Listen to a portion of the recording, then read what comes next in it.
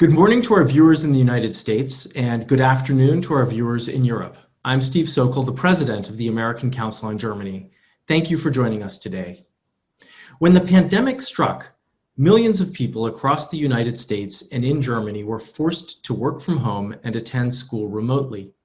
While for many this was a relatively easy transition, others were left without access to high-speed internet or to the computers or tablets that they needed to connect.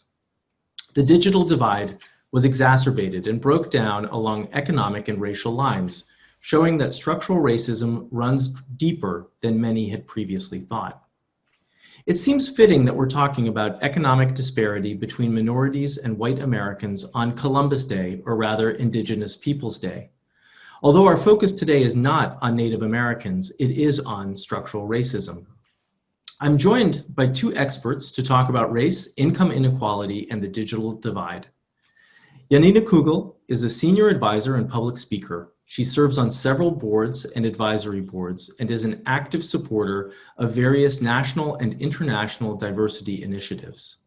Prior to this, she was Chief Human Resources Officer and member of the managing board of Siemens AG.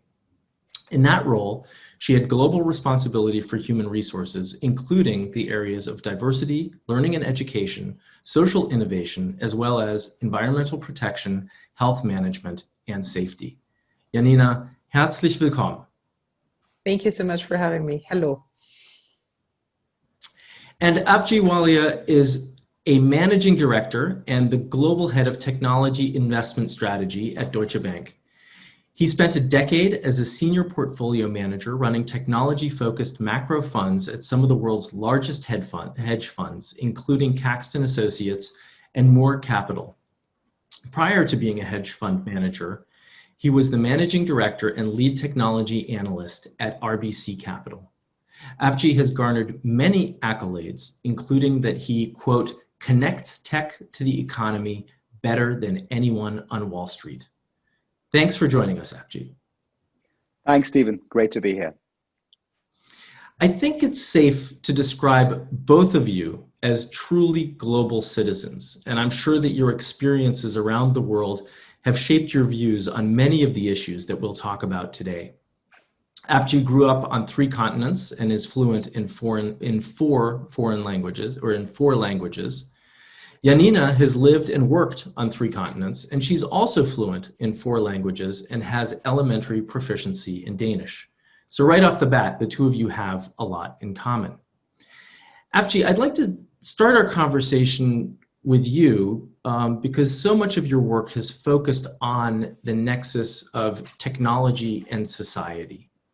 In early September, Deutsche Bank released a report on existing and a looming racial tech gap in the United States. The report showed that the exponential growth of the digital economy will leave many people behind, and that minorities will be the hardest hit. Given the rapid digitization and automation of the US economy, some 76% of Blacks and 62% of Hispanics could be underprepared or completely left out of 86% of jobs in the United States by 2045. When I read that, I thought that was staggering. Now, it's clear that the COVID-19 pandemic has exacerbated the digital divide, and that when you started to conduct the research for this report, you might have expected to find a digital divide along race and ethnicity. But I'd like you to start by sharing some of the high-level results of this study, but also by telling us what surprised you in your findings? Yes, so I guess 2020 is a seminal year. It's got, from a relevance to the US, it's the year where institutionalized racism in America finally started to get the spotlight it deserved. And second is the year of the pandemic, which showed us that you can have a major divide in society across many lines, economic as well as race. And the K curve, I call it, the recovery we're going through, which the haves are doing better and the have-nots are struggling even more, is occurring. So I went into the study with these 2 facts in mind, and I expected data to show some divergence. We conducted a lot of interviews, anecdotal, with people in minority communities, HBCU professors, academia, and of course, a lot of our own data, quantitative analysis, surveys, and both matched showing that there is an existing divide, and the gap across lines of race was staggering. I mean, we presented in the report, I can reiterate some of those data points. We found Blacks and Hispanics 10 years behind whites in level of broadband penetration. We found 4 times more Blacks cite poor tech connectivity than whites. In terms of access to basic hardware, laptops and PCs, 20 to 30% gap between Black, Hispanics, and whites. Again, all in the United States. And every time we looked at training, access to hardware, access to any kind of technology-related issues, the gap was the strongest when it came to the issue of race. And we said, okay, well, if this is the case, can we do a litmus test as what the world looks like? And COVID, unfortunately, was a litmus test, where you essentially for months, there was a lockdown in the US in major cities, and you had to stay at home to work or to study or to consume. And again, we went and then looked at big cities where they have large Black populations, Hispanic populations, and then we compared those neighborhoods to neighborhoods which have very low minority populations, and looked at hourly movement data. Again, if you do it pre-COVID, fairly consistent. During COVID, times of say April, May, June, July, August, and April was the most the month where the lockdowns were strongest. We found Black neighborhoods, the mobility was 135% higher. And again, we look back and try to understand the causality of this is when you don't have, it's chicken and the egg situation where you don't have the ability to work from home, or you don't have the work from home jobs or connectivity, then you have very little choice but to venture out. And that translated into number of deaths, number of sicknesses among Black and Hispanic population, but being much higher. So, for us, I mean, I've covered tech for 20 years, and tech is a great enabler, and it's done so much good. But in this case, the lack of tech has become a death sentence to some. And I think that's something which is very important from not just from a perspective of society, but in terms of where are we going with this? How is tech helping? And as we get digitized more, as the world gets automated, that's a well-discussed topic. The people who are going to struggle the most is the minorities because of the data we're seeing. And until this gap is addressed, especially in the urban areas, and it's something which we believe is addressable. It's not something too complicated. The data is there, but it has to be sustained effort. And I think that's the objective of our study, to be able to bring the data out in a coherent manner and to find some solutions to it. Thanks for setting the stage for us a little bit. I'd like to pick up on a couple of the things that you raised. One is you said that this disparity is perhaps strongest in urban areas, and I'd be curious to know to what degree you saw an urban-rural divide in the research that you were doing, because we often hear about, particularly in rural areas, people having a hard time getting online. Yes, there's definitely a divide across intersects with educated, non-educated, skilled, unskilled, rural, urban. But the biggest gaps we found was in urban areas among race lines. And the gaps in the rural versus urban was there, but the percentages are just way larger. And I must reiterate, the gap in rural urban is primarily an issue of an unavailability of fiber or broadband being late there, which is very expensive, which is a long-term solution. The gap in urban is primarily affordability and an ecosystem of mentorship, which can be solved literally in a year if there is an intent, because it's not that you need to lay fiber and spend trillions of dollars. You can actually go in there and find those families which have connectivity issues, provide the connectivity, and provide an ecosystem of mentorship which provides training. So that the solution for the urban one is I believe, a lot quicker if there is an intent. So you focused a lot on race, obviously, but isn't income disparity one of the primary hurdles when it comes to access to the digital economy? Yes, the intersect of low income and race is very large at this point. And that's what we wanted to reiterate as well, that it's not just about race itself, it's also about low income. But we obviously focus on this because the gap itself was biggest in our data across families of color, primarily families earning less than 30,000 who are Black and Hispanic. So I'd like to bring Janina Kugel into the conversation. Janina has worked in the United States, in China, throughout Europe, and she's devoted much of her career to human resources and diversity issues. Janina, as you listen to Apjit talk about his findings, what goes through your head? Well, I think I can actually relate to what Abjit said. Obviously, like, the race discussion that you actually brought up, I think is a very specific one to the United States. If you would go to different countries, you would then actually have, let me call it, different structures in society. And I think, for example, those of you that maybe know or familiar with Germany, for example, among the poorest, when you really look from my migration background, are, for example, Turkish people or people that actually have a Turkish origin. I mean, how many generations actually that would be far? So I think the correlation that you also just made, Abjit, is the most relevant one, and that is level of income. And unfortunately, average society does pretty much like show the same picture, that there is a group of people, very often it is what you also call the minorities, very often it's people of color, Hispanics, and in some other areas like Germany, for example, it's people that have been migrating to the country like decades ago that are a much higher share in the lower income groups. And I think that is the relevant trigger. And that is the relevant trigger as well when we speak about the ability to actually provide with technical equipment. But I think one of the things that we should also mention, roughly only 20% of the working population is working in jobs where you have the freedom to work remotely. So 80% in pretty much like most of the countries and most of the industrial countries do have jobs where it is actually requested that you are on site. You could, for example, speak about a doctor, you could speak about a nurse. So it's not only about the questions like, is it a highly qualified job or not?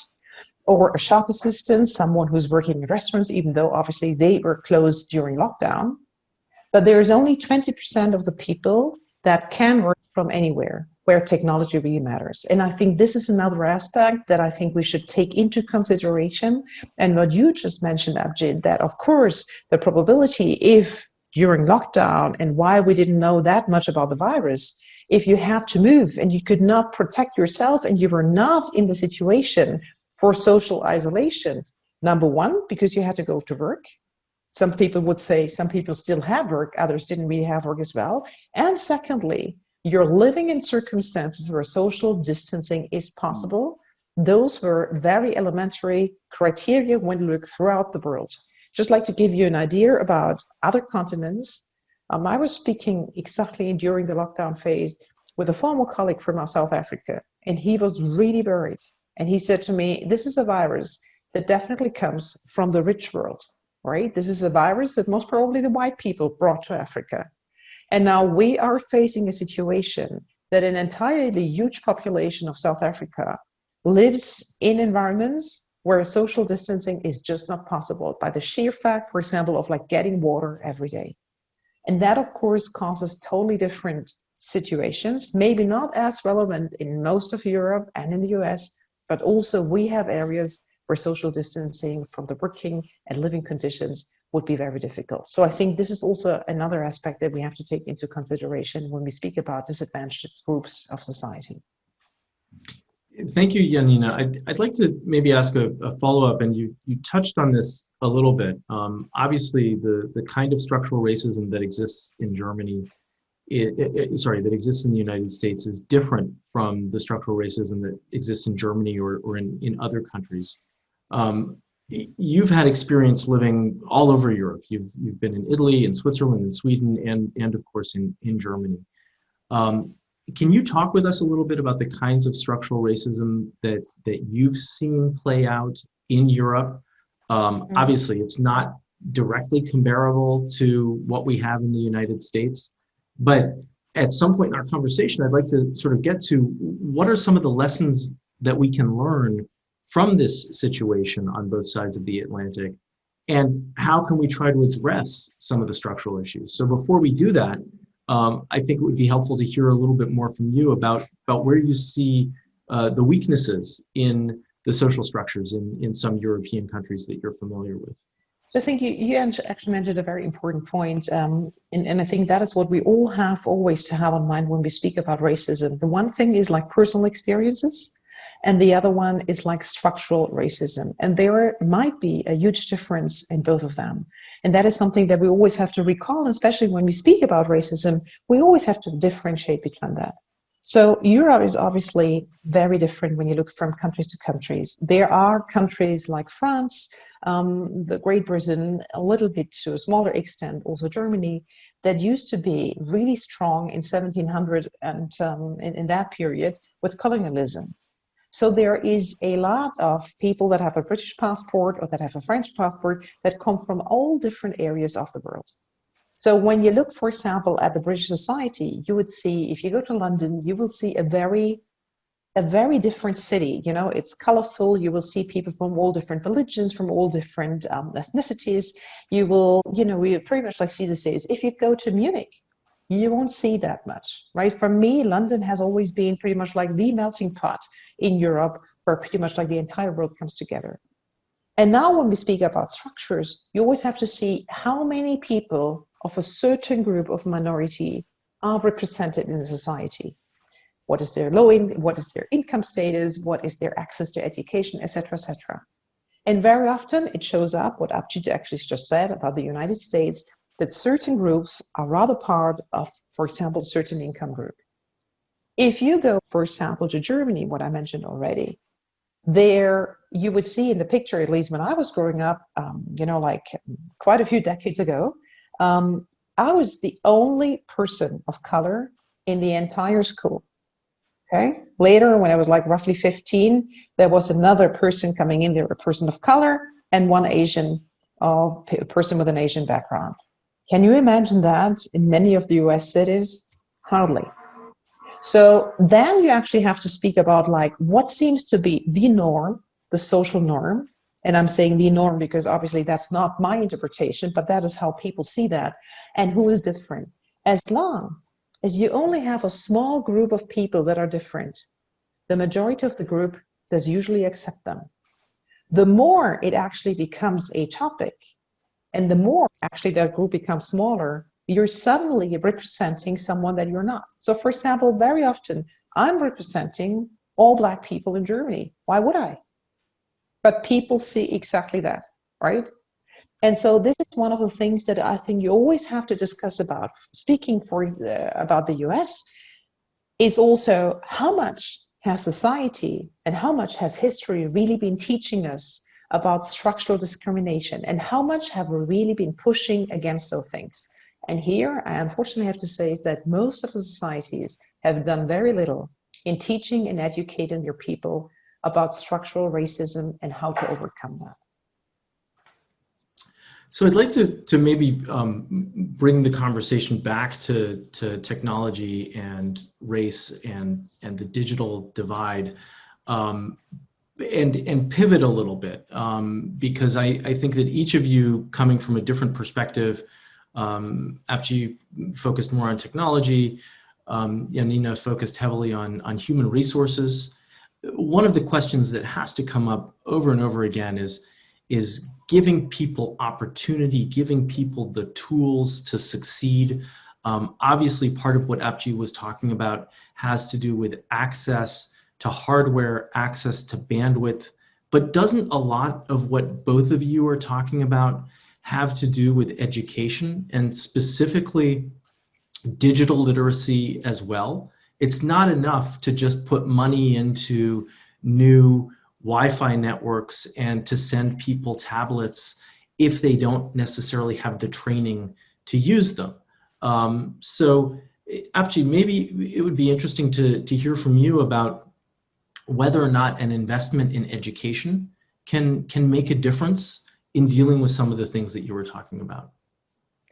Yeah, so anecdotally, we spoke to so many HBCU professors, their argument is exactly what he's saying, that inequity early in life in digital skills has the biggest impact later on. A lot of children, they come to their colleges at the first time they're exposed to coding or digital literacy, where compared to children from other places which would be exposed to it in elementary school. So that divide, the gap is severe. And if addressing it at the time of college, it's potentially late. So providing that early in life is I believe, is the fundamental thing we recommend. Most of our studies show there's a high correlation of jump in income, jump in net worth, with access to technology training within 12 months. And this happened the biggest in families of color because they're coming from a lower base. So yes, the providing of connectivity and providing hardware is important, but the most important part of what we recommend is an ecosystem of mentorship to children in middle school, high school, and adults we retrain in technology training. That, I think, is the most important part. If you don't do that, just providing connectivity alone is not enough. The both have to come together. I think the hardest part is the ecosystem of mentorship. I want to just mention one more point connected to what Janina said, is looking at these things. She talked about how to analyze some of the data. We've been looking at the last few hundred years, and that's why I believe it's important that looking at race from a perspective of research, from investment, there should be no taboo of discussing race in any forum. And that's why some people ask me, wow, from an investment perspective, bringing in race as such a sensitive topic. I believe if we can desensitize the topic of race and discuss it in any forum, that is a victory done in itself. And the second point to what you said earlier is I've spent 20 years looking at tech investing in it. And I believe investments alone in industry I work in, most of the stuff we look at is framed on the last couple of 100 years of data, which is primarily West European. And if you look at history is 5,000 years old, potentially more. So there's so many other societies in Asia, Africa, South America, which have so much information and data one can tap onto to understand how to invest and how to look at things. I think that's another thing I want to present, is that why is everything just looking at the last couple 100 years from a certain spectrum? Why can't we expand it? And it'll be that diversity of thought will help investment and everything else we do. So, Janina, particularly thinking about some of the places where you've worked, like Siemens and Osram, obviously companies where technology plays a role, and where digitalization and automation are a fact of life. And these trends are bringing rapid changes to the world as we know it. And in order to manage these changes, we need to learn new things, right? So education plays a role.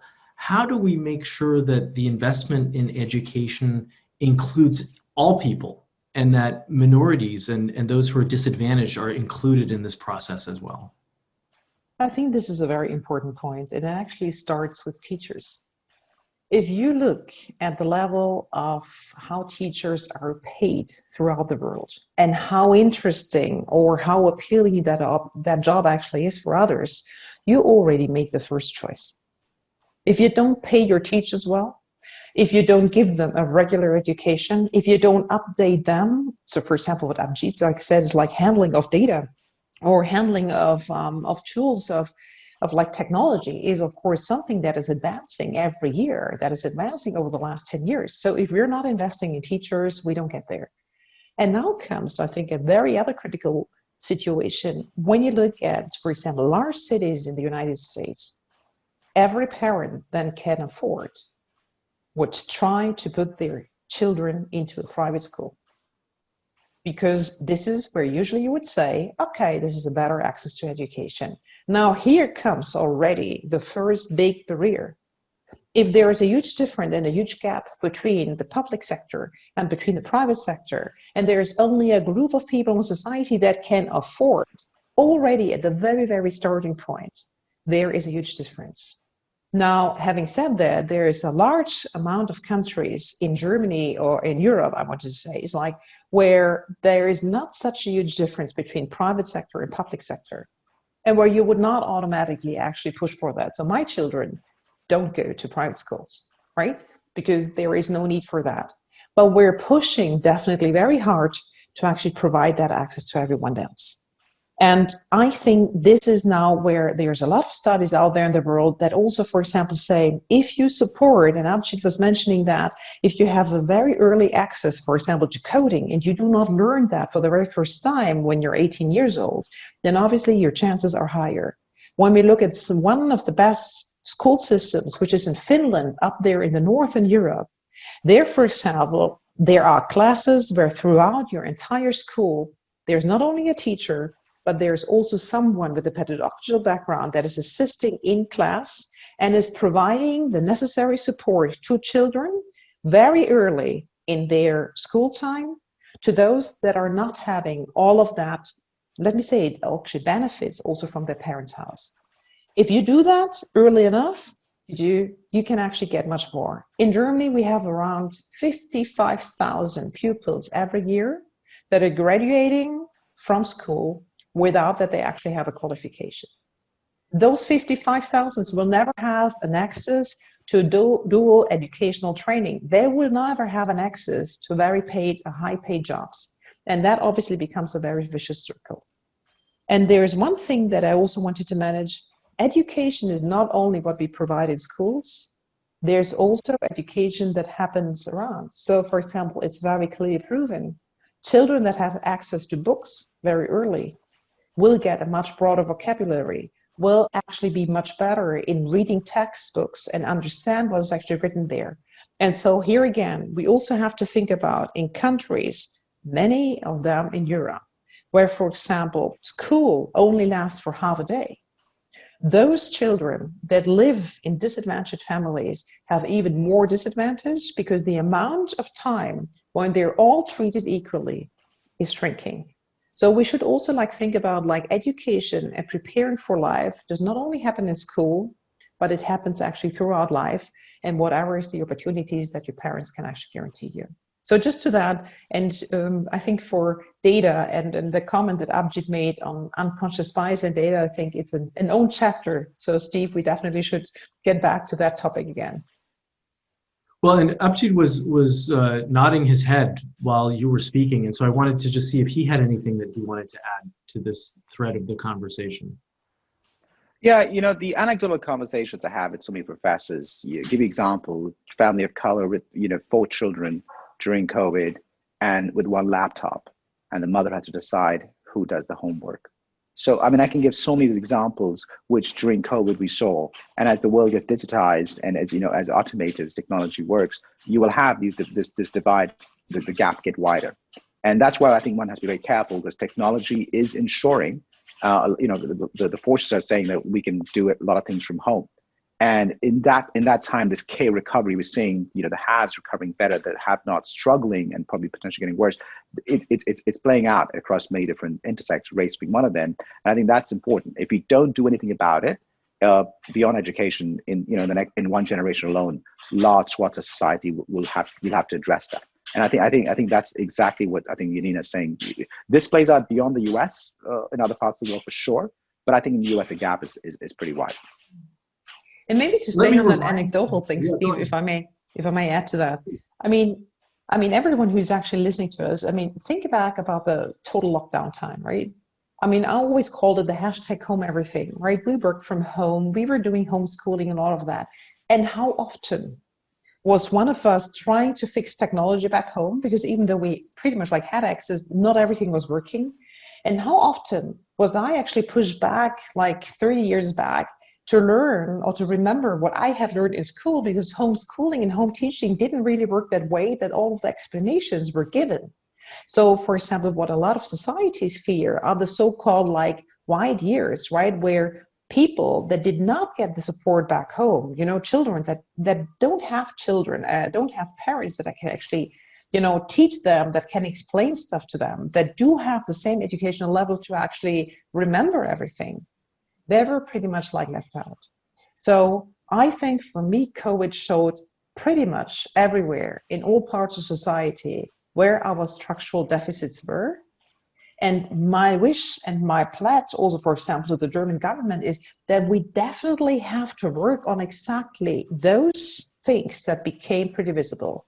Nothing that happened was an impact of COVID. Everything that we saw was there before. We were just hiding it better, and it was just not as transparent. And I think this is a very relevant part for every one of us, thinking about what we saw and what we need to do now. Well, I think there are 2 points. One, if I heard Apjit correctly, was in a sense that COVID was a stress test, but certainly, Janina, in terms of what you're saying, it revealed and exacerbated pre-existing trends and has really done a lot to increase awareness. Very often at the moment, I talk about the fact that we're obviously facing a public health crisis, but we're also facing an economic crisis and a social justice crisis all at the same time. And I don't know that we would be experiencing the social justice crisis to this degree if it weren't because of the public health and economic crisis that's going on at the same time. So in many senses, this is or has the potential to be an inflection point. And when we come out of this period, when the pandemic is over, we have the opportunity to change things and make them better. And I do have a viewer question that I'd like to ask about that. But before I ask that question, I want to remind our viewers that if you'd like to pose a question, please use the chat function in Zoom or send me an email at sokol@acgusa.org, and I'll fold your questions into the conversation. Before we started, Apjit and I had an opportunity to talk a little bit, and we were talking very, very briefly about ESG investing. That's investing in environment, social issues, and governance issues. And we have a viewer question along the lines of that.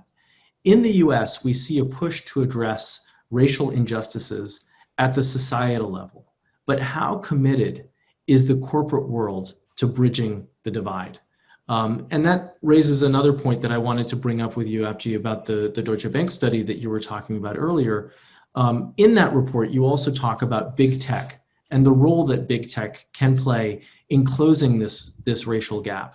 Can you talk a little bit about that and about what many of us know as corporate social responsibility? Yes, it's, I think, very, very relevant point. So there's multiple facets to this. From a big tech perspective, big tech has done so well and has essentially gained a lot over the last few years because the e-commerce curve, the way it's started to get elliptical. COVID helped big tech because the e-commerce curve essentially was borrowing from the future. People started to adopt e-commerce much faster because they have much more choice, and that benefit big tech. Unfortunately, that didn't help a large part of societies, especially minorities. And I feel that's what I was talking to you before the call, is that we're at a juncture where when an industry is so successful like tech is today, and if you go back historically, go back, say, a few hundred years, in the part of the S-curve, when industries are successful, they can get unpopular, and that's happening to big tech right now. And I believe this is why I feel it fits perfectly. If they were to step in and to invest in some of this gap initiative we talk about, they have the means, they have the know-how, and roll up the sleeves and say, for the next 5 years, let's go after these low-income groups or minorities and essentially provide connectivity, provide training. I believe that will raise goodwill across the political spectrum. That's one of the recommendations we make. I mean, just to give you an example, the $15 billion we talk about as the investment in the digital gap is less than 1% of the gains in market cap of big tech just during COVID. So it gives you perspective how little that is. The second thing we talk about is this demographic in America, the minorities, is essentially, you can call it, say, compared to an emerging market. I mean, I give an example. India is a big emerging market, and big tech has invested in the last couple of months about close to $20 billion in just a couple of months because it's a market they want to invest in, because they want to provide access, they want connectivity, they believe it's growing. Well, if you were to compare that market to the minorities in America, in the big cities, under 30,000, they have almost three times purchasing power of India. And we're saying invest 15 billion over 5 years. So it's about context to be able to connect the two, saying, hey, you're investing in a market which is going to give you returns long term. And the last thing, of course, ESG is well discussed, well telegraphed. People talk about it. I think as we proceed investments in society, there will be a time that cost of capital for companies which are not compliant to ESG, whether in many different facets, one of them is race, will have a much higher cost of capital than others, just the way the investment spectrum will be there. So I think it's going to become painful to avoid these topics for corporates as we go forward. Janina, you've worked for some pretty big companies, and obviously you're now involved as a board member at different companies, but also nonprofits. What do you see as the role of the corporate community in trying to deal with some of these structural issues? I think they play a major role. Saying that, at the same moment, I also have to say that I think when it comes to structural changes, the corporates are not always the best. I think what you definitely also see and what needs to be in place is also governmental decisions. For example, speaking about quota, I mean, really making sure that every part of the society is represented. Because there is an impact or an effect that that comes from sociology. I always call it the mini-me effect, right? So people have the tendency to hire people, to promote people that are just like them. When you now look at corporate America, when you look at corporate Europe, it's predominantly white, predominantly male, predominantly heterosexual, okay? So therefore, you already see who pretty much like is the group that actually has the privilege and who is not having the same privilege. So I believe that the discussion is there, the intention is there, but you need to change structures and you need to change also the way that you actually process things to make things better. So let me tell you an example. If you would use data of any company that you take to say, it's like, what is the type of person in our organization that actually became successful? Okay, so what is, what did they study? What is their education? Where did they come from? And all of those criteria. If you would take that and make an evaluation, the data would be predominantly white, predominantly male, and predominantly certain subjects that people actually did at university or in their education. And even they would live in different parts of the city, and you would then take the data and say, this is what success looks like. Now, that data has a huge bias. And the relevant part of like changing a bias in data, because a lot of people think that data is neutral. Data is not neutral. Data is as neutral as we actually provide it. Artificial intelligence is not really intelligent. Artificial intelligence is coded by human beings based on data that we have used from the past. And as Apjit said, data that was actually gathered within the last 100 years. Like 1,000, 2,000 years ago, there was a totally different economical power in the world called China, right? I mean, it's coming up now, but I mean, 100 years ago, no one spoke about China. So what we have to do is we have to take those data and to very consciously address it. And we have as corporates to very consciously overcome the structures and the process that we have, just like to make it also very pragmatic. If you have a very homogeneous group of people interviewing a candidate, you will never see and you will never go for a diverse candidate. But if you have a diverse group of people, a heterogeneous group of people interviewing the same candidate, you will get in different roles. This is what I mean when I'm saying it's like you need to change the structures and the processes. Having said that, my personal pledge would be more legislation also coming in the direction of pushing for change. Well, let me push you on that a little bit, because one of the trends that I think we've all observed in recent years has been an increasing number of companies that have chief diversity officers, who have individuals in their HR departments who are actually trying to promote diversity within their company, because they've seen that this actually makes good business sense. So do you have any thoughts on how these companies are trying to promote diversity and whether they're being successful with that or not? So it's always good that in every team you have more diversity in the team, right? I mean, whatever diversity that is, I think this is always relevant, and it shapes the perspectives, it shapes the variety of opinions, it shapes pretty much like the variety of viewpoints. So I think this is important. But let me speak about a role that I personally have, right? The Chief HR Officer as well as the Chief Diversity Officer. HR and the diversity offices, we can go for policies, we can change processes, but we do not take the final decisions on promotions of people or hiring people. This is always very much the hiring manager. So if you haven't changed it, you might have raised awareness. You might also provide the platform for mentoring. But this is not sponsorship, and that is not the final decision. And that's why a lot of organizations also internally go for internal quotas. They say, okay, we want you to have that percentage of people from different minorities represented in your team. And I very often also heard the argument of like saying, yeah, but this is so difficult, you know, we don't find a woman or we don't find a person with a different ethnic background. And then it says like, well, then you just have to look differently. You maybe have to look longer, but essentially you have to rethink the criteria that you're actually like putting there. And then suddenly you see that things are changing and actually they're not changing to the worse. So I think this is both important, but we always have to remember that a chief digital officer, a chief diversity officer is not going to be relevant for all of the digital decisions, not also going to be responsible for all of the people decisions that are taking throughout. So it has to become an inherent part of all decision making in every organization before it really is successful. Thank you, Janina.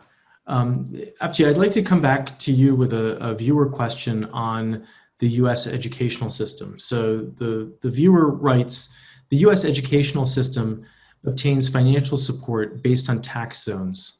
This means that wealthy neighborhoods get the best books, best technology, and best teachers. A system such as this creates a system of omission for the poor communities. What makes this digital gap problematic after COVID is the federal law that requires all students to get equal opportunity to education. Do you think that COVID has revealed the flaws in how education is funded? Interesting question. I mean, I've approached this from a technology perspective, not just specifically education and for funding. My solution, again, given I work in finance, given I work in a corporate, I believe if we can align the solution from an economic gain perspective, that the chances of things happening sooner and faster is real. I mean, this issue of race is a 400-year-old problem, and we're sitting here today talking about it. We could be sitting 100 years from talking about it. It's just hard to solve this structural inequity in society, and it plays itself in so many ways from tech and education. So my recommendation is that the corporate sector itself has to come and find solutions to this. And I think if you can align those together, then whether it's from education or tech, long term, there's a higher chance of it happening. Yes, there are other areas you can talk about, but it's education funding. I haven't gone deeper into that. But yes, tech is a big part of education today. And if you don't address the tech gap from every aspect, you will have, in one generation, a much bigger problem than what we saw in COVID. Thank you. And Janina, there's a viewer question for you. During the course of our conversation, you touched on mentoring a little bit. One viewer writes, an ecosystem of mentors is an interesting concept. As we know from Richard Attenborough's recent Life on Earth film, ecosystems are collapsing.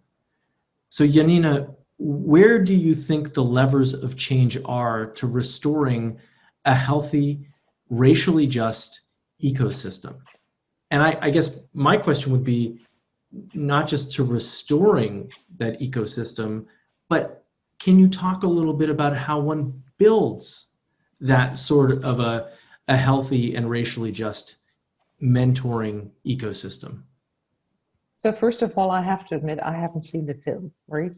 So everything that you, Aaron, are actually asking to me about that, I mean, just bear that I don't know exactly what Richard ever. I have been reading about it, but I haven't seen it. So I think an ecosystem is very clear. It's like, who takes decision? Who do we see? Where are the role models? Who are the role models? What do people believe is possible or not possible? If you, for example, ask children being 5 years old whether everything is possible, it depends totally on whether they personally can take a decision on whatever they would like to be. It depends on their family if they will tell you, yes, everything's possible, or whether by then already they know that not everything will be possible. It's just like the pictures and the role models that they have in their environment.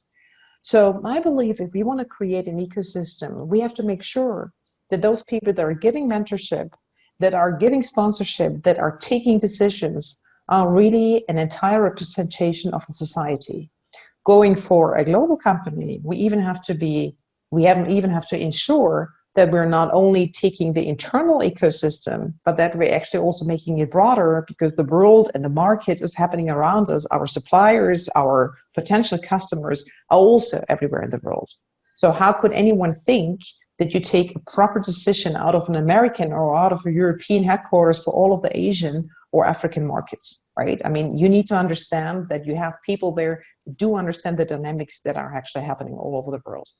Having said that, I think this is an ecosystem that was never fully established in the world. I don't think, and at least I am not aware of any society where I would say there is no injustice happening. I think there's always parts of the society that are getting discriminated. And maybe to the earlier question about financing of the educational schools, educational systems. Now, I'm not an expert in that, but this is exactly structural changes that are necessary. If this is the case, what you, Don, actually described in your question, then you would have to take a very conscious decision to change the structures of funding. Having said that, now I think we can all recall that those that are having more are pretty much most of the time reluctant to give up on something that they have. So to create an equal or unfair ecosystem, you would have to reshuffle also parts of, like, you know, who has access to what, who has the financial needs, and I think this will be really the tricky part. But when it comes to race, I think we have to be pretty clear. And if you haven't done that, I think it's worthwhile to do that. On the Harvard Business School, there is a test that you can do online. It takes, I think, like maybe 15 minutes, about how much of racist or how many, you know, whether you do have some racist beliefs or thinkings. And now I think I can say that maybe here, you know, of course, when I did the test for the first time, I thought, me, I'm Black, I'm a woman. No, I don't have any issues. But then actually it turns out that I have the same biases that many others as well. The interesting part is, if you let people watch movies with Black superstars or people of color that are successful, if you tell them stories, then suddenly their perspectives also change. So this is why an ecosystem goes very much deeply into what do we see every day in life. Think about Walt Disney. Most of the superstars that are shown in Walt Disney movies are white people, or are cartoons that seem to be white. Think about the discussion, for example, I think, what was the movie called, Black Panther, where all actors and actresses were Black? I mean, it was like a discussion like this would be, and the point is, it was a discussion because it was new. I have never seen a huge discussion happening about movies where all of the actors and actresses are all Caucasian or white. So I think these are the pictures that we have to take into consideration when we speak about having a fair and an equal ecosystem. And I think we all have examples in our mind how far we are still from that.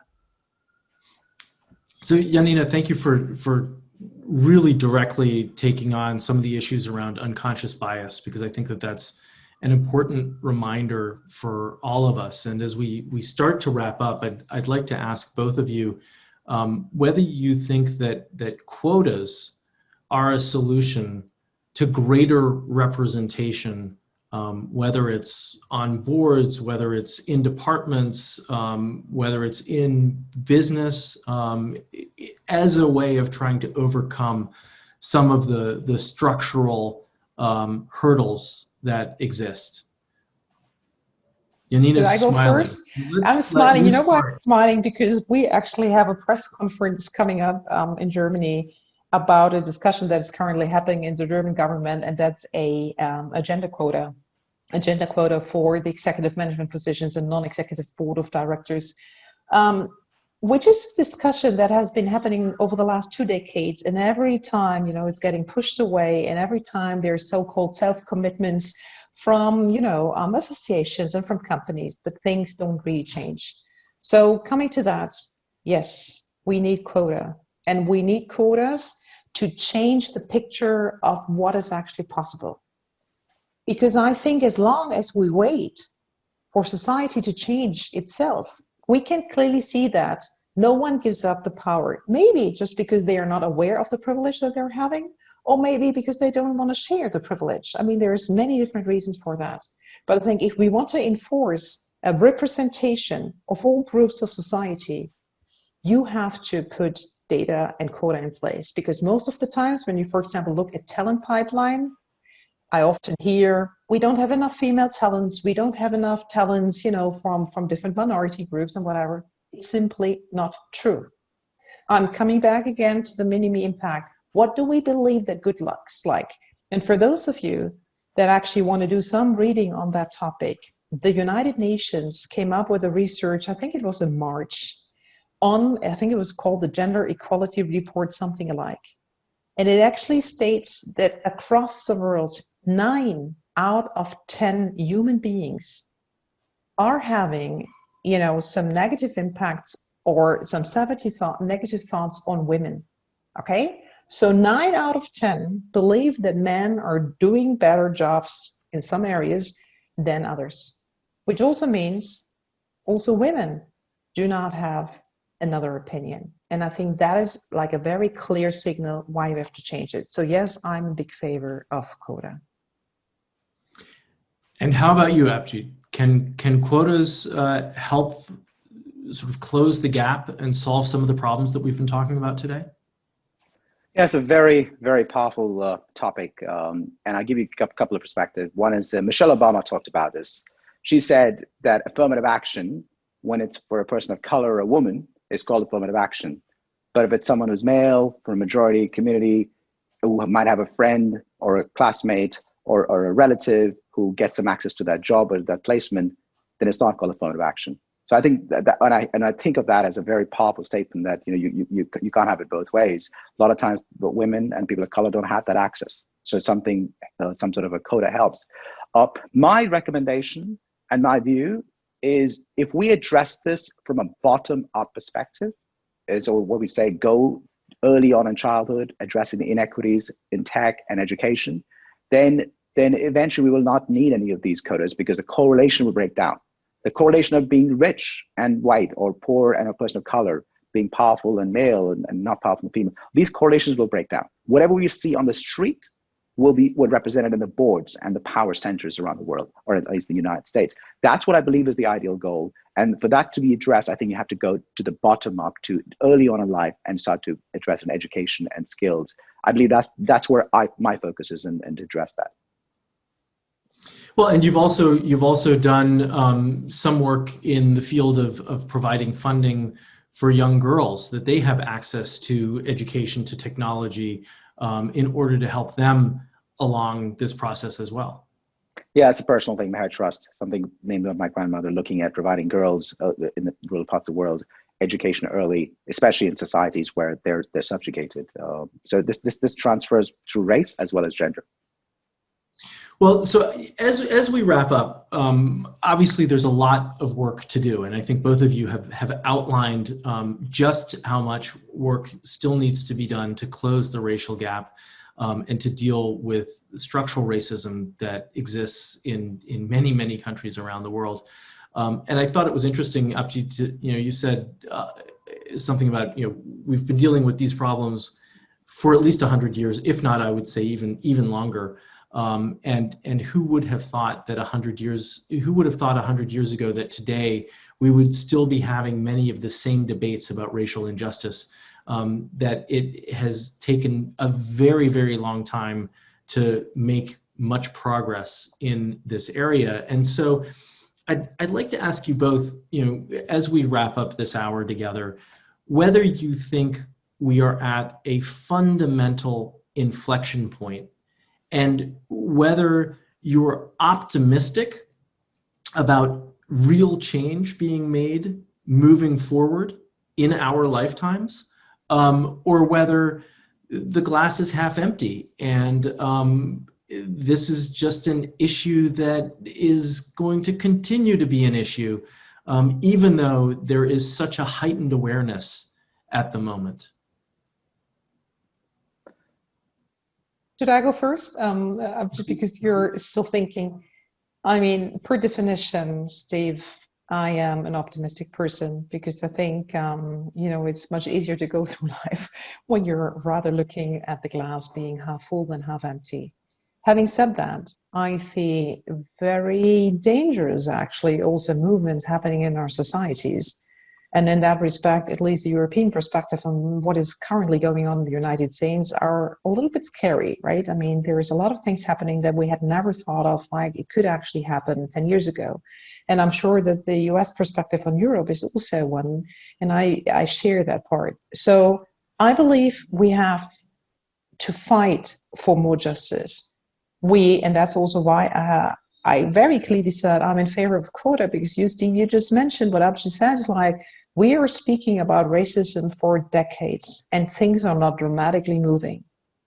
Anything that you are discussing and you actually commit that you want to change in an organization, in a company, and it doesn't work for 10 years or longer, you do not continue to do exactly the same thing than you have done before. Frankly, if someone would commit to actually provide a higher margin, provide more revenue, and 10 years later, you wouldn't see a significant change, that person would not be in that job anymore. So if you relate that and you bring that to structural discrimination, to racism, to the advancement and the equal opportunities for people of different gender, of different race, and you name different diversity criteria, if you would apply the same standard than you do apply for usual performance KPIs, would we really believe that we can continue like that? I don't think so. So I think I'm optimistic, but it's definitely about standing up and say, we need change right now. Because if we let it happen, and I think especially a crisis like we're currently going through it to COVID has the tendency for populism to become stronger again and to actually just jump back into the past. And I think this would be a very dangerous thing to do. And by the way, also not very successful. Well, I think for all of us, and particularly from what you just said, there's a lot at stake, and so this is an important time, and also an important opportunity. And maybe, Apjit, if I may, to sort of bring the conversation full circle, we started by talking about the study that you put together, and if you're right, this digital racial gap is not addressed. In one generation, it could force minorities in the US into unemployment with virtually no way of recovering. So it seems like this is a really critical issue that needs to be taken on now. So with that in mind, can you maybe respond to this closing question of whether we're finally at that inflection point, and whether or not you're optimistic about whether we will see real change happen in the coming years? Yes, definitely. I'm an eternal optimist in life. That's what's kept me in the industry 20 years looking at investments. And obviously, everything I'm looking at is from a perspective of tech. And I believe the solution will come from tech, whether it's from the tech industry or from people who invest in tech industry. I think things are much more transparent today than they were 20 years ago. It comes out very quickly.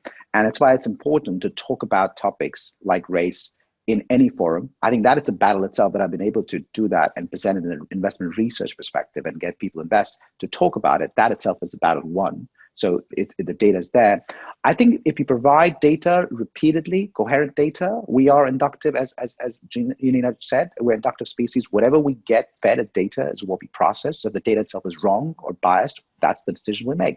So if we can provide coherent data time after time to show the structural deficits there are, then the solution will be there. And I'm an optimist. I believe that in the US, tech is going to come through and we will start to see a lot of these inequities being addressed early on in childhood. So in a generation from now, we will see the correlation of power to certain sets of society break down. That's the goal we need to have, a fair, equitable society. Now, I believe my children will have less of this to worry about than what I did growing up. Well, let's hope so. Let's certainly hope that the next generation grows up in a different environment. I think all of us who have children notice that they seem to be a little bit more race blind than their parents and their grandparents. And so hopefully this is a trend that will continue and that we'll be able to break down some of these structural barriers. But I would just really like to thank both of you. Janina Kugel, thank you for joining us from Munich, and Apjit Walia, thank you for joining us from here in New York. This has been a fascinating discussion, and I really appreciate both of you taking the time to have this important conversation with us today. Thank you Thanks, so Stephen, much. Janina.